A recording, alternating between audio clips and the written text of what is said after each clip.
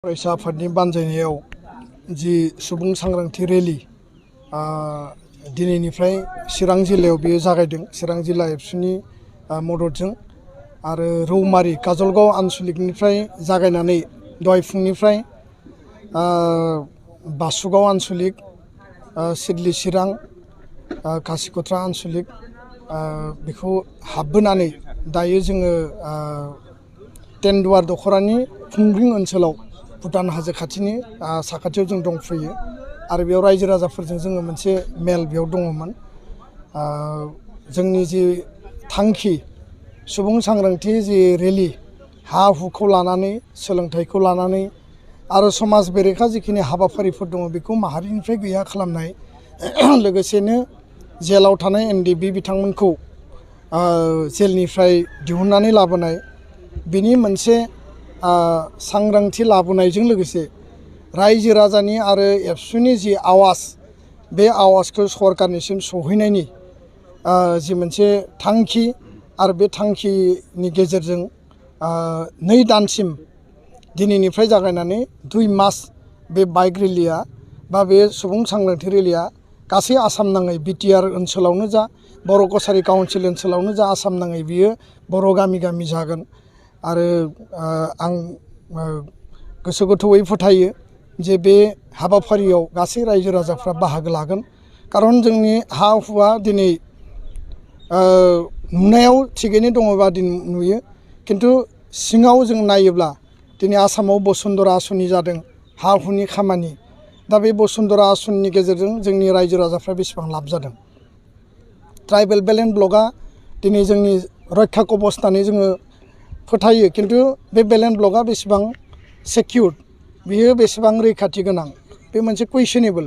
खारन बेयाव इलिगेल माइग्रेन्टआ एनक्रच खालामबाय आरो 4 लाख बिगा इलिगेल एनक्रचारफोरा 4 लाख बिगा हाखौ एनक्रच खालामनानै दोनदों आरो गुवाहाटि हाइकर्टआ प्रद्युत बरानि बिथांनि पिआइएल पिटिसननि गेजेरजों बे बाथ्राखौ होदों। दा बेखायनो बेनि एभिक्सननि थाखायबो सरकारा खामानि मावनांगोन। फारसेथिंजाय जोंनि रायजो राजानियाव दाबो हा हुनि डकुमेन्ट्सआ नांगौ बायदि गैया। फारसेथिं फरेस्ट ओनसोलाव रायजो जानाय बर' बा ट्राइबेलफोरनि हा हुनि अधिकारखौ 2006 होनना बुङोब्ला दिनैनिफ्राय प्राय जोङो माने जुदि नायोब्ला बियो अलमस्ट माने 18 बोसोरनि सिगां बे आयेना पास जादों।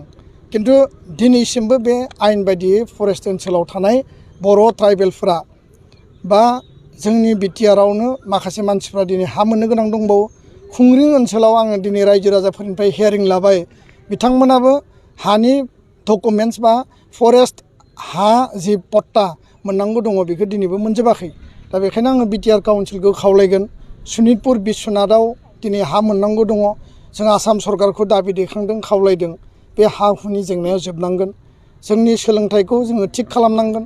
साफ्रोमबो फरायसायानो गुन गोनां सोलोंथाइ, गोग्गो सोलोंथाइ मोननांगोन। मोजां भबिसत सुबुं सम्पद दानांगोन, होमबासो बर' हारिया जौगागोन।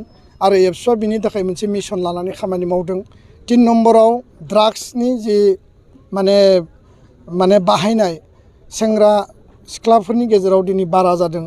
इन्जेक्सनजों जानानै ड्राग्स लानाय बे जोंनि गेजेराव बिराद बारा जादों। मोनसे साइलेन्ट किलार आरो बेखौ जों बन्द' खालामनांगोन। दिनै जौ जुवानि बाथ्रा, दिनै दायना दायनिनि बाथ्रा, उन्दै बैसोआव हाबा जानाय, मानसि लांखानाय समाजाव साइलेन्टलि मोनसे सोलिगासिनो दङ आरो बेखौ दालाल श्रेणिफोरा दिनै खालामगासिनो दङ। बे गासैबो बिथिंखौ नोजोर होनांगौनि थाखाय रायजो राजायाबो बिबान दङ, गारजेनाबो बिबान दङ। आरो बे बाथ्राखौनो एबसुआ रायजो राजाजों मत बिनिमय खालामफैदों, रायजोनो खिन्थानो फैदों। रायजो राजायाबो जोंखौ मदद होगोन आरो जोंनिफ्राय रायजो राजानि फारसे मदद थागोन। आरो बे सांग्रांथि लाबोनायनि गेजेरजों बै दालालफोरा जि खामानिखौ मावबाय थादों बेनि चेन सिस्टेमा जगोन होननानै आङो सानो।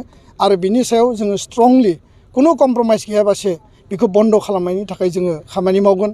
4थि बाथ्राया जाहैबाय जेलाव एकर्ड बायदियै जि जोंनि सुक्ति बायदियै गोजोन गोरोबथा बायदियै जिखिनि जेलाव दङमोन बिथांमोना जेलनिफ्राय गनांगौ।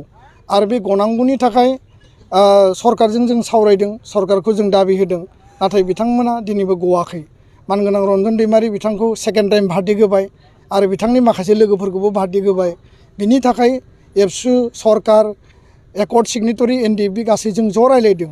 बेखौ जोङो बबे लेभेलसिम लांनो हायो गोजौ बिजिरसालिसिम बेखौ लांनो थाखाय जोङो माने खामानि मावनायखौ जों आराम्भ खालामबाय नाथाय गोबां दाबो एनडिबिफ्रा सेन्ट्रेल जेलाव दङ आरो बिथांमोनखौ जोङो न'आव लाबोनांगोन गोजोन गोरोबथानि मिनिङानो जाबाय बयबो गावबा गावनि न'आव फैनो मोननांगौ सामाजिक जीवन जापन खालामनो मोननांगौ माहारिनि सासे सुबुं धोन हिसाबै समाज आरो हारि दानायाव बिथांमोना बाहागो लानो मोननांगौ गेरेमसा हारि बर' माहारि दानायाव बिथांमोनाबो साफा साफा माने मावथि हिसाबै बाहागो लानो मोननांगौ नाथाय बे खामानिया जाफुङाखै आरो बेखायनो जोङो सरकारखौ दिनै बे रेलिनि गेजेरजों जोङो दाबि खालामदों आवाज हरदों आरो बे केम्पेइननि गेजेरजों सरकारनि खोमायाव निस्सय सहैगोन आरो जेब्लानो जोङो ट्राइपार्टाइट डिसकासन जोङो अफिसियेलि खालामदों बिथांमोननि बाथ्राखौ रिहेबिलिटेसननि बाथ्रा मार्टियार फेमिलिया फैसा मोननांगौ जोंनि केसफ्रा उइथड्र जानांगौ बर' लाइमोनफोरनो स्पेसियेल रिक्रुटमेन्ट ड्राइभ खालामनांगौ